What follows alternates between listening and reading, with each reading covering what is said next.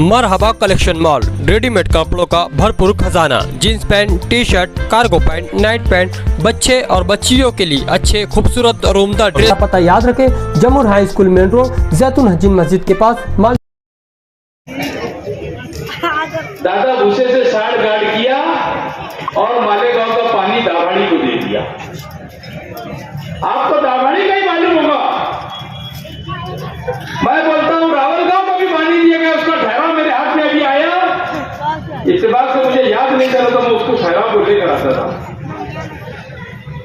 इन लोगों ने कुर्सी के लिए शेख रशीद खानवादा ने पूरे मालेगांव शहर के इज्जत को तार तार कर दिया।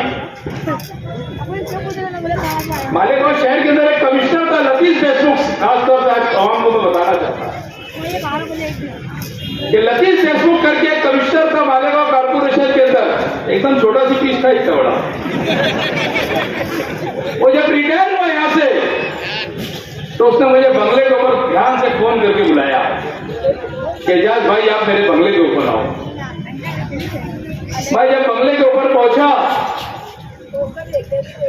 खुदा रसूल की कसम उसने जो बात बोला, अल्लाह को हाजिर नाजिर जान के बोलता कि उसने ये कहा कि ये शेख आसिफ मालेगांव शहर के लिए कैंसर है, इसको अगर तुमने खत्म नहीं किया तो मालेगांव शहर कभी तरक्की नहीं करेगा। कितनी बड़ी बात है, एक आयुक्त कमिश्नर बोलता। आप समझ लो कि कितना करप्टेड आदमी है।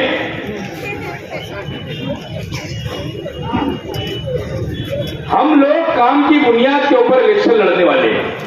मैंने 17 करोड़ रुपया लाया हूं, अभी 12 करोड़ रुपया गवर्नमेंट से लाया, 2 करोड़ रुपया नियोजन समिति से लिया, 3 करोड़ रुपया कमिश्नर से लिया था। ऐसा 17 करोड़ रुपये के काम चालू होना चाहिए। मुफ्ती साहब तो बोलते हैं मैंने 400 करोड़ रुपया लाया। इन्होंने हमको 400 करोड़ रुपये का शहर की आवाम को बता देना कि 400 करोड़ रुपया तुमने कैसे लगाया। अगर ये 400 करोड़ रुपए का हिसाब देंगे तो मैं उनकी वर्करी करूंगा। इन्होंने बता देना कि 400 करोड़ रुपए शहर में कहां लगा। हजरत, आपको ऐसा लगता है कि वो दिन चले गए कि आप झूठ भी बोलते थे तो लोग तालियां बजाते थे कि नहीं मुफ्ती साहब तुम कुछ भी करो हम तुम्हारे साथ है, ये नारा खत्म हो गया तुम्हारा। आप लोग आपसे हिसाब पूछेंगे। एक अच्छी आलिम दीन हो आप, शहर गलती नहीं करेगा, आपको मस्जिद की जगह आपको आलिम दीन हो, जहां पर लोग किले के लोग हमेशा नमाज पढ़ते हैं, आपको वहां पर मिलने के लिए आया करेंगे। आप आराम करो, ये 5 साल तक के एजाज बेद को मौका दो, अल्लाह ने चाहा तो शहर के अंदर काम दो।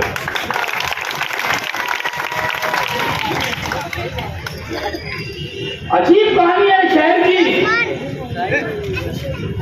रजिस्ट्रार ऑफिस उधर चले गया, बैंक उधर चले गई, एफडी ऑफिस ऊपर चले गई, बाकी यहाँ के लीडरान ने एक लफ्ज को बोला होता कि क्यों गई यहाँ पर। रात भर माँ बहने बैंक के पास नंबर लगा के सो रही, बाकी यहाँ के लीडरों को पसीना नहीं आया कि जाकर वहां पर बैंक के मैनेजर को कहे कि हमारे शहर के अंदर भी 2-4 बैंक को खोली जाए। मैंने रजिस्ट्रार ऑफिस के लोगों से जाके बात किया और उनको यह कहा कि अगर आपकी जगह की तरक्की होगी तो मैं मालेगांव कमिश्नर से बात करूंगा और बात करने के बाद आपको कारपोरेशन के अंदर एक आध रूम दिला के, जूनी कारपोरेशन के अंदर मैं एक रूम दिला के आपको यहाँ पर रजिस्ट्रार ऑफिस खुलवा दूंगा जहां पर खरीदी बिक्री होगी।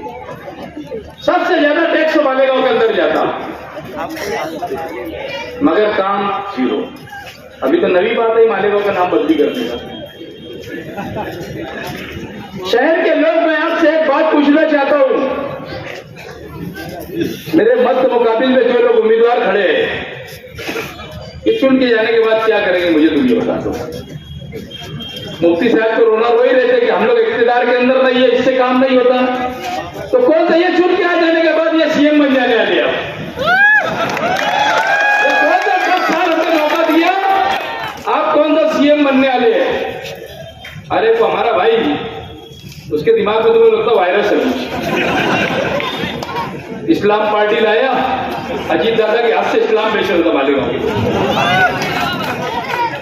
इस्लाम बेच रहा अजीत दादा के हाथ में पार्टी और इस्लाम बेचने का काम शुरू किया। कि हमारे शहर के लोगों को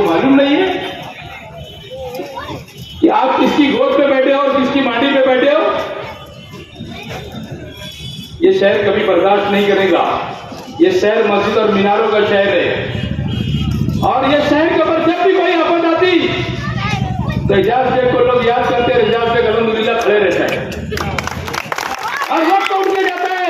2 बजे रहो, 3 बजे रहो, 4 बजे रहो, दूसरे लीडरान तो फोन भी नहीं उठाते तुम्हारा। बताओ फोन उठाते क्या जरूरत है ऐसे लोगों को हमको वोट देने की। मालेगांव का नाम बदली हो जाने के चल रहे जब तक कि हमारे लीडर आ जाए तब तक बयान नहीं दे। हमारे मालेगांव की शनाख्त को बेच डालने की बात चल रही। और आसिफ साहब कान खोल के तुम भी सुन लो और तुम्हारे हमारी मुहारी को भी बोल दो। एजाज बेग गरीब है, बहरहाल दिल का बहुत सेठ है। तुम क्या बाड़ी फिरा रहे? तुम्हारे लोग क्या बोलते? एजाज बेग को मुफ्ती इस्माइल ने 1 करोड़ रुपया दिया।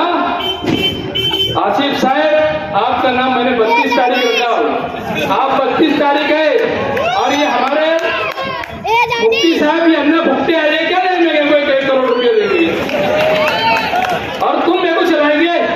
तुम्हारी इज्जत और फितरत है। तुम कल तक के ये बोलते थे कि एजाज बेग को मुफ्ती इस्माइल ने कांग्रेस में भेज दिया, वो बाद में कांग्रेस में जाएंगे, कांग्रेस से खड़े रहेंगे।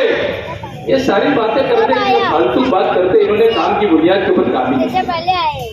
मालेगांव शहर के अंदर आपने मुझे नुमाइंदा बना के भेजा।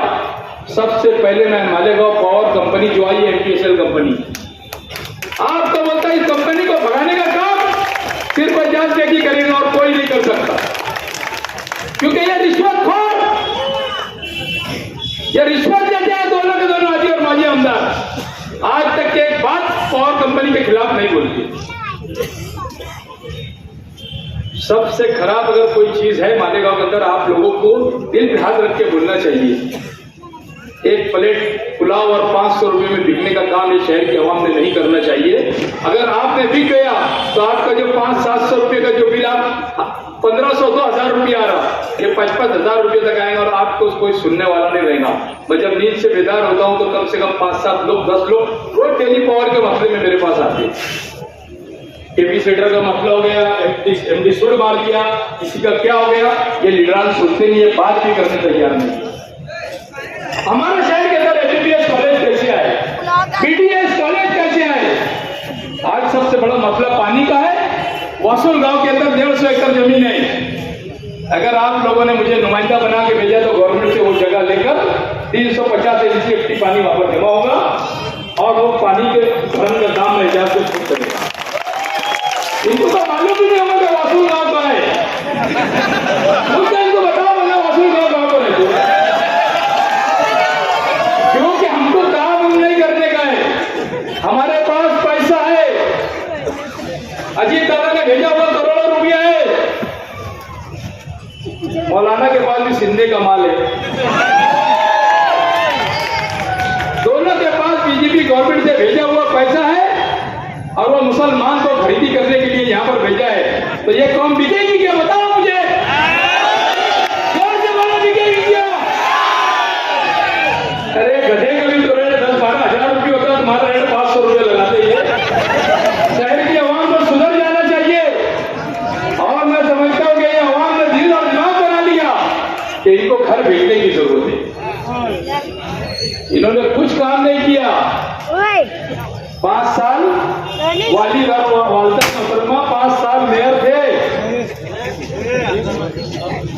5 साल मेयर रहने के बाद इन्होंने 5% पानी पट्टी जो बढ़ के आती थी उन्होंने उसको ठहराव करके रद्द भी नहीं कराया कि भाई इसको रद्द कर दो, हमारा शहर बहुत परेशान है, हमारा शहर बहुत गरीब है।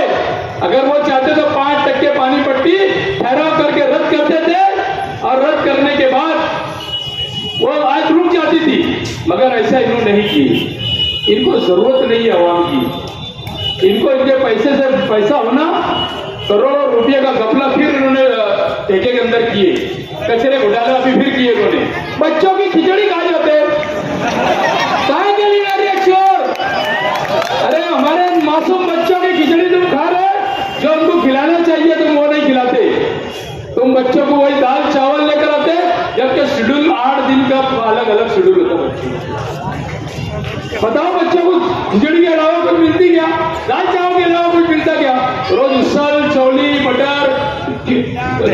अंडा, केला, दूध, ये सारी चीजें शेड्यूल के अंदर है। और मैं तो समझता हूं कि मेरी बदुआ लग गई, नया जीआर आ गया कि स्कूल के अंदर वापस खिचड़ी देना, ये जो जीआर आया ये रद्द करना, मैं बार बार बोल रहा था, उसका जीआर आ गया और इनका ठेका सब रद्द हो जा रहा है। मैं आप लोगों से वक्त की कमी की वजह से मैं आज बहुत सारी बातें करना चाहता था, मगर मैं एक बात आपको बोल रहा हूं कि 20 तारीख को आने वाले वक्त के अंदर 12 तारीख का जो हादसा हुआ था, यहाँ के आजी और माजी आमदार ने जो फंसाने का शहर के अंदर लोगों से काम किया था, आप उसका बदला 12 तारीख का बदला 20 नवंबर को लेंगे, ऐसी मैं आप लोगों से अपील करता हूं। और मैं आने वाले वक्त के अंदर बहुत सारी तफसील से आपको बताऊंगा कि क्या काम करना है, शहर के अंदर क्या लाना है। आपने नुमाइंदगी की है तो मैं क्या करूंगा। शुक्रिया।